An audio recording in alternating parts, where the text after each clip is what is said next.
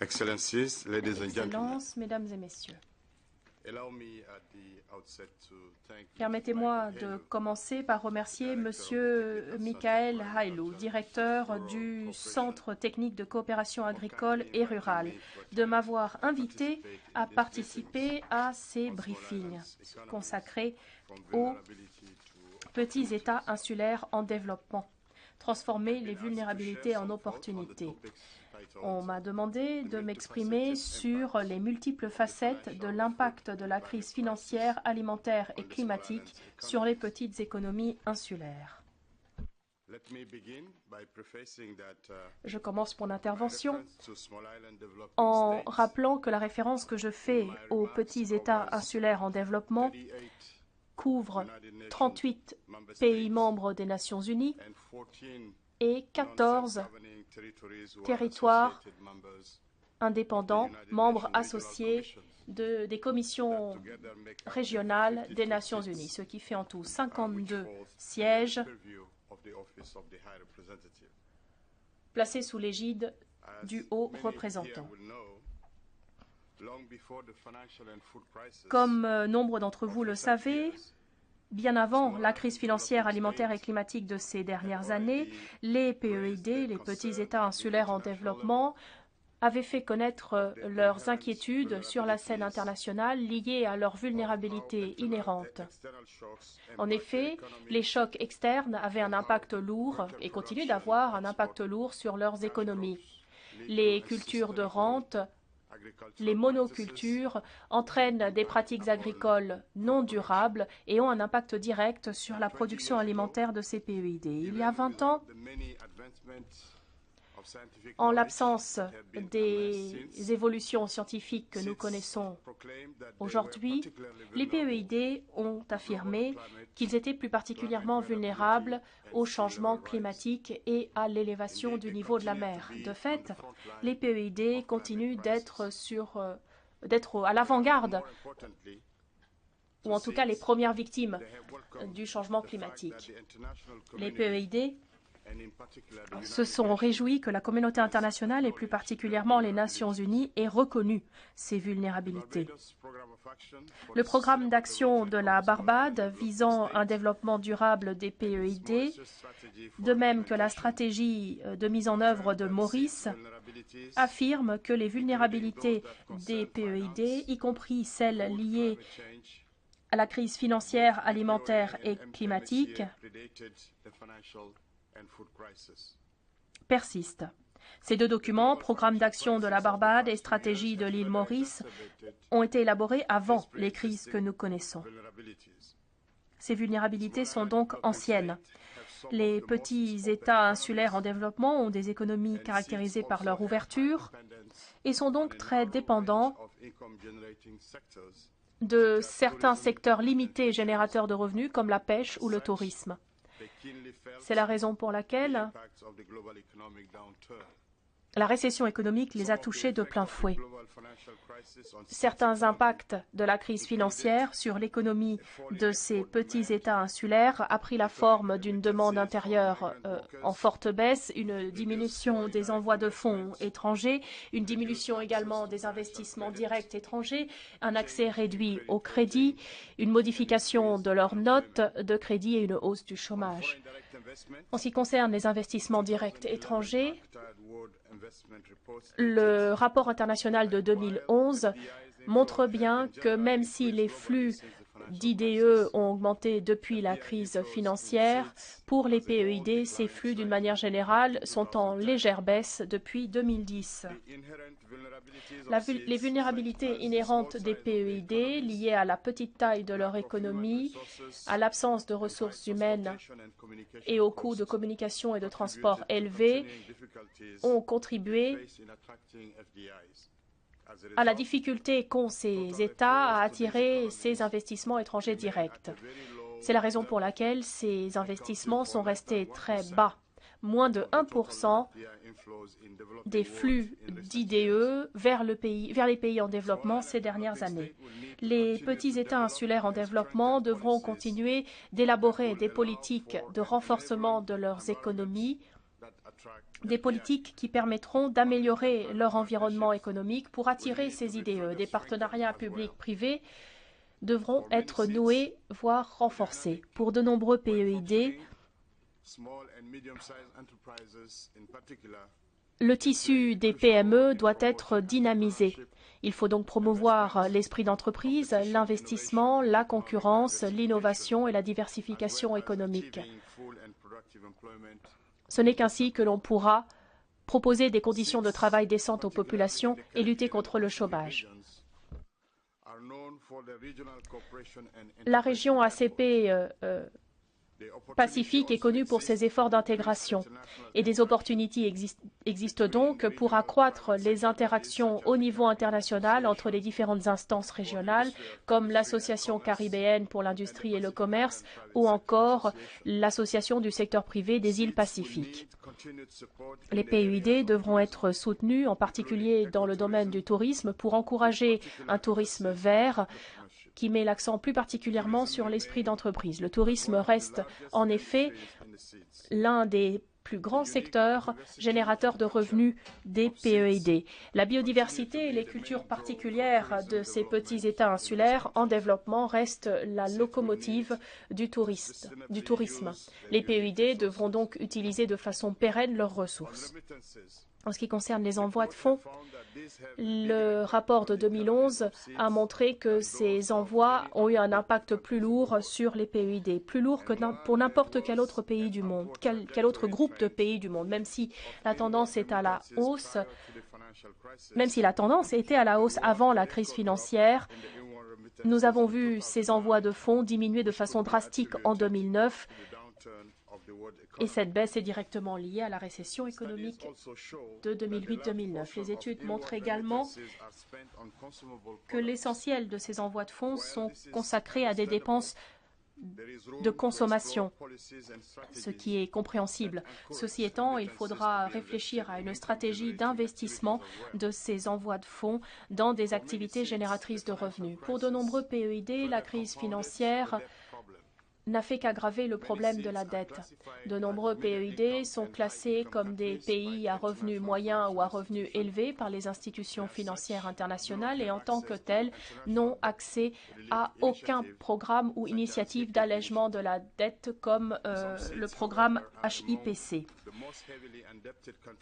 Or, les PEID font partie des pays les plus lourdement endettés du monde, affichant un ratio endettement PIB très élevé. Des mécanismes innovants d'allègement de la dette et de réduction de celle-ci doivent être proposés aux PEID, par exemple sous la forme de swap, qui pourraient être envisagés pour certains types de dettes. En ce qui concerne la crise alimentaire, elle a eu un impact très divers sur les PEID, mais très lourd. Les économies de nombreux petits États insulaires en développement, en raison de leurs contraintes inhérentes, en raison de leur éloignement, font que ces pays dépendent des importations. Les coûts de transport des marchandises vers les PEID figurent parmi les plus élevés du monde. Ces handicaps liés aux infrastructures lacunaires des PEID n'ont fait qu'augmenter le prix des aliments. De nombreux PEID essayent de promouvoir leur autosuffisance pour répondre aux besoins alimentaires de leur population afin de ne pas subir de plein fouet cette crise alimentaire et les prix très élevés des denrées alimentaires sur les marchés internationaux. Il est très difficile, en raison de la pénurie de terre et d'autres pressions démographiques exercées sur celles-ci, d'être autosuffisants pour les PEID. Ils dépendent donc de produits alimentaires importés et des produits de la pêche, mais ces ressources, en raison de la pression démographique, de la surpêche et du changement climatique, sont de moins en moins disponibles. Nous pensons en particulier au phénomène de l'acidification des milieux maritimes, des problèmes liés aux coraux qui font que ces ressources maritimes, ces ressources de la pêche ne sont pas toujours disponibles. Certains groupes de population des PEID renoncent à des aliments nutritifs mais très chers pour opter pour des aliments peu nutritifs et peu chers. Évidemment, cela a un impact direct sur leur santé et nous voyons par exemple une hausse des maladies non transmissibles dans de nombreux PEID. Cela ne fait qu'alourdir encore le fardeau qui pèse sur les services de santé des PEID. Quelles sont les leçons que nous pouvons tirer de cette crise alimentaire? Elles sont nombreuses. Il faut renforcer nos politiques d'autosuffisance alimentaire, les mettre en œuvre lorsque ces politiques existent déjà. Le lien entre la crise financière, alimentaire et climatique pour les petites économies insulaires a eu un impact évident.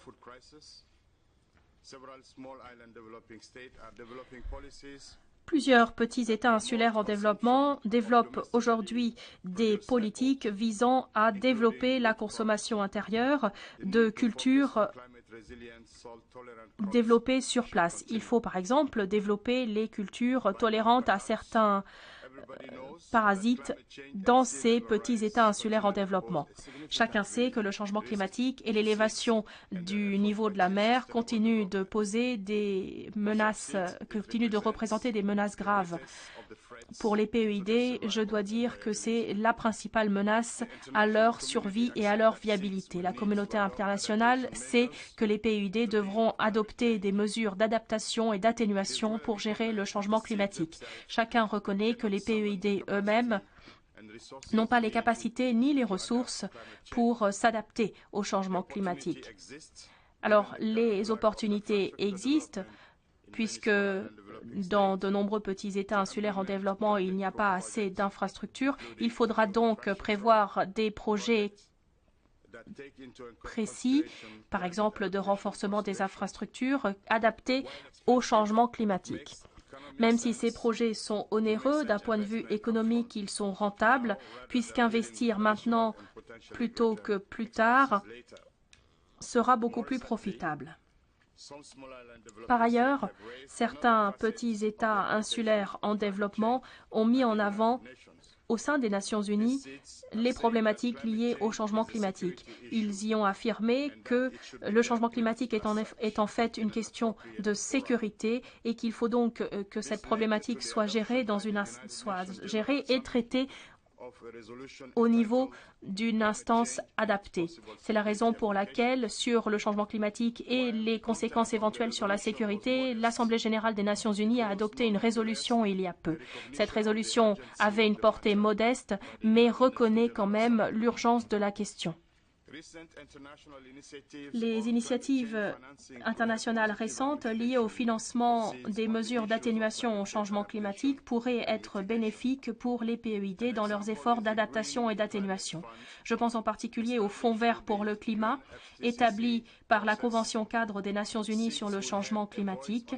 Les PEID pourront se faire entendre au conseil d'administration de ce Fonds vert. L'application de ce fonds vert est de l'intérêt des PEID. Les contraintes des PEID ont un impact direct sur leur capacité d'adaptation. Les PEID, pour la mise en œuvre de grands projets, devront peut-être voir leur capacité renforcée. Dans ce contexte-là, les organisations régionales des PEID continueront d'apporter le soutien pertinent aux pays membres. Les PEID eux-mêmes ont abordé la question de leur dépendance et du coût que cela représente, ainsi que des mesures d'atténuation. L'initiative des PEID est une initiative régionale qui associe les associations intergouvernementales et l'alliance basée à New York des PEID. Le passage à des énergies renouvelables reste un objectif sur le long terme. Les PEID aujourd'hui s'appuient essentiellement pour combler leurs besoins énergétiques et cela leur coûte très cher sur des combustibles fossiles. Or, cet argent pourrait être utilisé pour financer des secteurs plus productifs et plus pérennes. Outre l'appel que je viens de lancer, je voudrais formuler quelques remarques pour conclure. Afin de mieux identifier les opportunités qui se présentent aux petits États insulaires en développement, il faut d'abord reconnaître leur vulnérabilité de façon plus large. Cette reconnaissance doit être le fait de la communauté internationale et il faut aller au-delà des simples Nations Unies. Les institutions financières internationales doivent également reconnaître ces vulnérabilités. Étant donné le contexte économique et financier international actuel et étant donné les vulnérabilités particulières des PEID, des accords de partenariat et les accords de partenariat et les accords commerciaux doivent prendre en compte ces caractéristiques. Les PEID doivent être encouragés dans leurs efforts de promotion de l'agriculture et d'une production durable et doivent établir des priorités pour mieux gérer leur autosuffisance alimentaire. Il faut également réfléchir à la question des nouvelles technologies, de l'accès au marché, du pouvoir supplémentaire qu'il faut donner aux exploitants agricoles, aux femmes et aux communautés rurales d'une manière générale. Je m'en tiendrai là, Monsieur le Président, et merci de m'avoir invité.